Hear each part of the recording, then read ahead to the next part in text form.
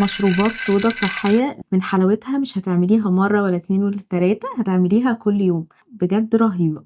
السر كله في المَيّة الفوارة دي، أول مرة هادوقها في حياتي دلوقتي معاكم. بسم الله. هي نعمة ربنا وكل حاجة يعني بس أتمنى لمّا تتحط على المشروبات يبقى طعمها حلو. يالّا بينا. هاحتاج 2 باكيت من الكركديه، أحط عليه معلقة من العسل يعني شوية مَيّة سخنة، واقلب الكركديه واسيبه لحد ما يبرد تماما. نبدأ الparty بتاعة العصير اللي عندنا النهارده. هاحتاج كيوي، هاقشره كده وبعدين هاقطعه، أقشره يعني ما ناخدش من الكيوي على قد ما نقدر، الواحدة غالية أوي.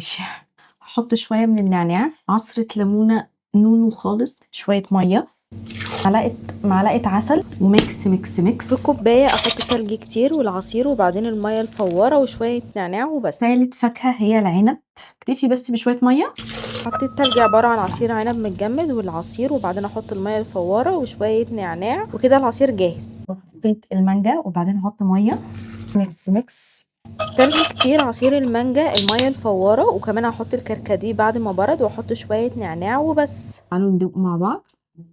طعمه refreshing جدًا، وطعم الصودا أحلى كتير وهي في العصير من وهي لوحدها بصراحة. أدوق المانجا الكركديه حلو أوي برضه، بس الكيوي عجبني أكتر. العنب حلو أوي برضه، بس أكتر واحد لايق الكيوي والليمون، لايق معاهم الصودا جدًا. عجبتكم الوصفة ما تنسوش تعملوا save وتجربوها.